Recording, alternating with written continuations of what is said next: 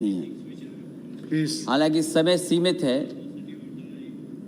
पूरी बात नहीं रख पाऊंगा, लेकिन मैं कोशिश करूंगा कि कम समय में ही अपनी बात खत्म कर दूं। मैं सबसे पहले जितने भी मानव, जितने भी राजनेता, जितने भी पॉलिटिकल पार्टी जिन्होंने सामाजिक लड़ाई को आगे बढ़ाया, मैं उनका धन्यवाद देता हूं और आभार प्रकट करता हूं। आज मैं कुछ देर पहले तमिलनाडु के नेता, बहुत ही सीनियर नेता TR बालू जी का मैं भाषण सुन रहा था। उन्होंने संघर्ष और किस तरीके से पुराने राजनेताओं ने, जो इस समाज में सबसे पीछे हैं, सबसे दबे लोग हैं, जो हज़ारों साल अपमानित हुए, उनके संघर्ष और उनको कैसे सम्मान और हक मिल सके, उसकी कैसे लड़ाई लड़ी गई। मैं कई माननीय सदस्यों का भाषण सुना। हमारे बगल में बैठी हैं सुप्रिया सुले जी, उनका भी मैंने भाषण सुना। वो कह रही कि सरकार से वो कंफ्यूज हैं, क्योंकि सरकार के एक माननीय सदस्य कुछ कहते हैं, दूसरे माननीय सदस्य कुछ कहते हैं। ये तो सदन की बात है सभापति महोदय। लेकिन अगर हम सत्ता पक्ष में बैठे लोगों की बातें सुने और उनका आकलन करें, अगर देश को सबसे ज़्यादा किसी ने गुमराह किया है तो वो भारतीय जनता पार्टी ने पिछड़ों को, दलितों को सबसे ज़्यादा गुमराह करने का काम किया। और सभापति महोदय, नियत साफ हो तब हम उम्मीद करेंगे कि आरक्षण बचेगा। हम तो सरकार चलती देख रहे हैं उत्तर प्रदेश में। क्या सरकार वो भारतीय जनता पार्टी की नहीं है? क्या वो भारतीय जनता पार्टी के विचारधारा के लोग नहीं है? जहां तक आज कॉन्स्टिट्यूशनल अमेंडमेंट बिल की बात है, मैं दो बातें बिल्कुल साफ कहना चाहता हूं।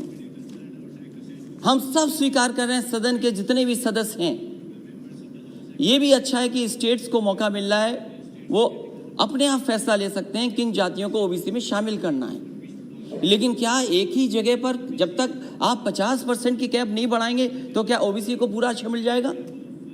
आप एक ही कमरे में न जाने कितने लोगों को बैठाना चाहते हैं। आप कहते हैं इसी सदन में, क्योंकि ये लोकसभा छोटी पड़ रही है, हमें एक सेंट्रल विस्ता बनाना पड़ेगा, क्योंकि बड़ा सदन बनाना है हमें, सब आराम से बैठ सके।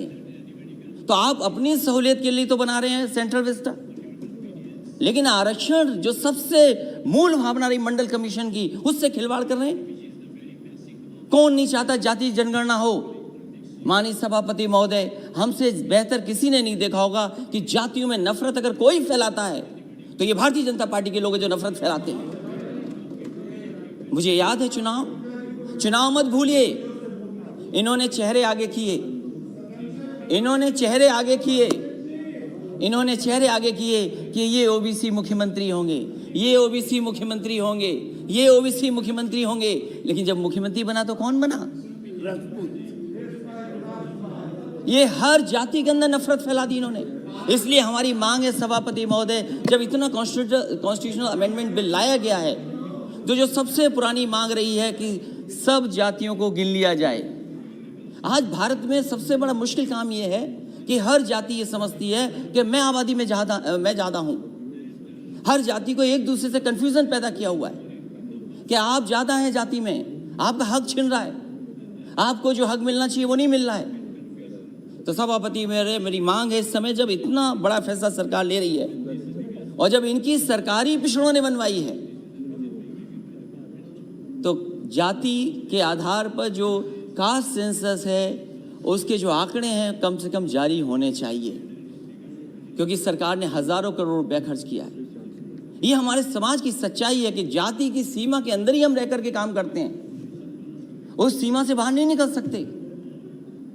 इसलिए जो सबसे बड़ी मांग हमारी है, एक तो आरक्षण की कैप बढ़ाई जाए, 50% से ऊपर किया जाए। वो सरकार स्वीकार करेगी कि नहीं करेगी?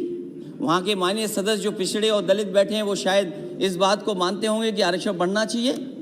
लेकिन अगर एक को पद मिल जाए, एक मंत्री बन जाए, 2 मंत्री बन जाए, शायद उससे पिछड़ों का भला नहीं होने वाला।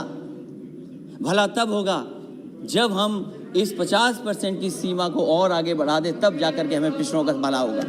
मंत्री बनने से भला नहीं होने जा रहा है। MP कितने भी आए हों हमारे, लेकिन अगली सरकार समाजवादी बनने जा रही है और आप अगर कास्ट सेंसस नहीं करोगे तो उत्तर प्रदेश में समाजवादी पार्टी कास्ट सेंसस करके दिखा देगी।